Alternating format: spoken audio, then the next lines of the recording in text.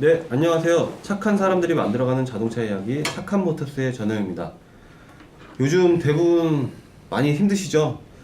요 어려운 경기 탓에 그 신차보다도 중고차 사시는 분들이 매년 늘고는 있는데 과연 그만큼 늘고 있는 것만큼 중고차 딜러들에 대한 불신도 점점 더 커지고 있습니다. 그래서 오늘은 그 중고차 시장에서 양심이란 찾아볼 수 없는지 요거에 대한 질문과 답변 형식으로 오늘은 구성해 보았습니다. 매년 그 소본에도 매년 중고차에 대한 민원 접수가 계속 늘어나고 있고요. 가까운 구청에서도 민원 접수가 많이 늘어나고 있으니까 그래서 이 부분도 좀 중점적으로 보시면 좋으실 것 같습니다. 그러면 첫 번째 질문부터 해보겠습니다. 소비자들이 중고차 직거래를 꺼리는데요. 소비자가 스스로를 법적으로 보호할 수 있는 방법은 없나요? 예, 소비자들이 왜 중고차를 꺼려 할까요? 과연 사도 될까? 무슨 문제가 없지는 않을까? 이런 걱정들일 텐데요. 일단은 개인 대 개인이 거래를 하실 경우에는 법적으로 보호를 받을 수 있는 부분은 아무것도 없습니다. 이게 뭐냐면 이제 직거래를 말씀을 드리는 거예요. 일반 내가 다른 사람의 차를 사거나 팔거나 했을 때 이 차가 뭐 문제가 있으면 법적으로 보호를 받을 수 있는지, 이 직거래 같은 경우는 법적으로 받으실 수 있는 부분은 전혀 없고요. 공식 업체들, 허가받은 업체들에 한해서만 법적인 보호를 받으실 수 있는데요. 법적인 보호를 받으신다는 거는 이 매장에 들어온 차량들, 상품용으로 전시된 차량들은 성능 점검 기록부라는 것을 받게 되어 있습니다. 이건 이제 사고 유무를 판별해주는 그런 기록부인데요. 요거를 받아본 차량들에 한해서만 보증을 받으실 수 있는데, 이 성능 기록부상에 있는 보증을 받을 수 있는 그 내용은 한 달 2,000km 내 안에서 엔진 미션에 대해서만 보증 처리를 해준다고 판정되어 있습니다. 그리고 요 성능 기록부를 받은 차량들에 한해서만 명의 이전을 할 수가 있고 출고도 가능한 거니까 꼭 허가받은 업체와 거래하시는 것이 좋습니다. 이따금 내 차를 헐값에 사간 딜러가 비싸게 되팔고 있더라 라는 얘기를 듣습니다. 매물 가격은 어떻게 책정되는 건가요? 이 부분 가장 좀 고객분들이 궁금해 하시는데요. 이게 뭐냐면 제가 1,000만 원의 차량을 매입했는데 판매 가격은 1,200만 원이 막 넘고 막 이렇습니다. 이거는 왜 그럴까요? 그러면 대부분 고객분들은 아니 내 1,000만 원을 줬는데 팔았는데 그럼 얘네가 이만큼이나 많은 마진을 볼까? 라는 생각들을 합니다. 근데 이거는 고객분들 입장에서 생각하는 거고요. 저희 매입 딜러들의 입장에서는 그렇습니다. 이 차가 저희가 물론 1,000만 원에 매입을 하지만 갖고 왔을 때 차량에 대한 이제 부대비용이라고 말씀을 드리는데요. 뭐냐면 이 차가 뭐 스크래치가 난 부분이 있다거나 아니면 뭐 실내가 좀 더럽다거나 뭐 이런, 저희는 상품화 과정을 거쳐야 되기 때문에 광택비라든가 아니면 실내 클리닝비 아니면 판금 도장비가 좀 들어갈 것 같고요. 그리고 고객분들이 가장 생각 안 하시는 부분들이 그냥 1,000만 원에 팔면 그냥 1,000만 원에 저희가 그냥 파는 줄 아시는데, 이 명의 이전을 하는 것처럼 상사로 이전하는 상사 비용이 들고요.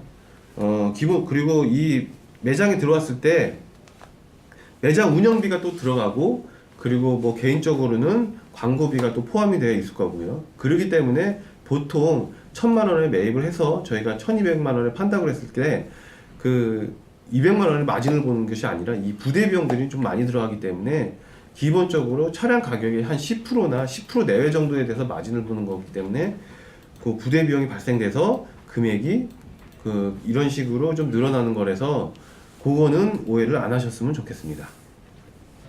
어떻게 하면 중고차를 싸게 구입할 수 있을까요? 네, 고객분들이 가장 중요하게 생각하는 거고 또 가장 좀 뭐 이렇게 궁금해 하시는 건데요.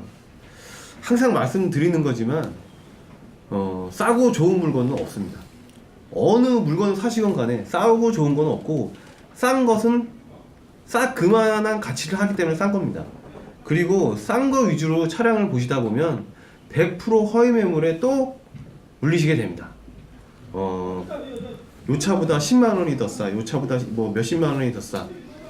이렇게 계속 싼 차들만 계속 찾으시다 보면 분명히 허위 매물에 당하실 수가 있으니까, 혹시라도 그 싼 매물을 보고 매장에 가시면 가장 뭐 흔하게 할 수 있는 딜러들이 이제 매장에 가시면 차를 보여줍니다. 차를 보여주고 그 인터넷에서 보신 차량이랑 똑같은 차량을 보여주고, 어떻게 하냐면 이 차에는 뭐 엔진이 좀 문제가 있다, 아니면 이 차는 금방 뭐 계약이 됐다, 아니면 뭐 경매로 들어왔기 때문에 차량 인수금이 또 들어가신다, 이런 여러 가지 방법들로 인해서 또 헛걸음을 하시기 때문에 일단은 싼 가격을 배제를 하시고요.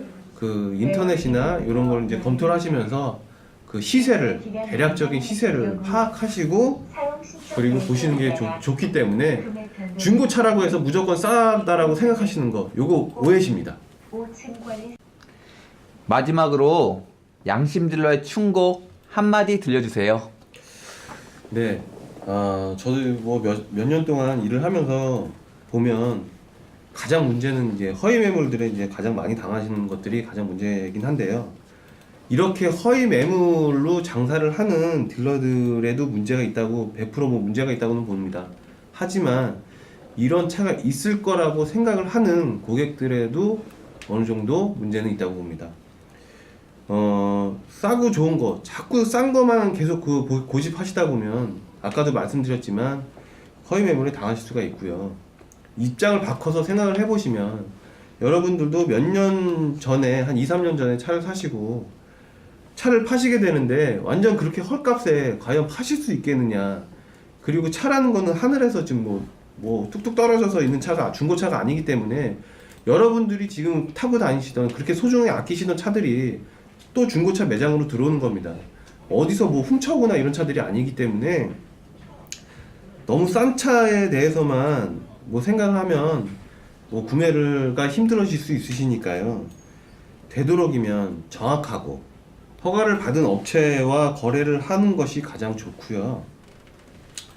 그리고 그 간단한 차, 그 사고차 판별법, 이런 것들을 인터넷 보시면 많이들 나와 있으니까 그런 것도 좀 감안해서 보시고 매장을 방문해 주시는 것이 좋고요. 일단은 무엇보다도 허위 매물에 안 당하시는 것이 좋습니다. 그리고 똑같은 얘기를 또 말씀을 드리지만, 싸고 좋은 건 없습니다. 싼 거는 이래서 싼 거고, 비싼 건 이래서 비싼 겁니다. 그 점을 생각을 하시고 좋은 차를 구매하시는 것이 좋을 것 같습니다. 지금까지 착한 모터스 전호영이었습니다. 감사합니다.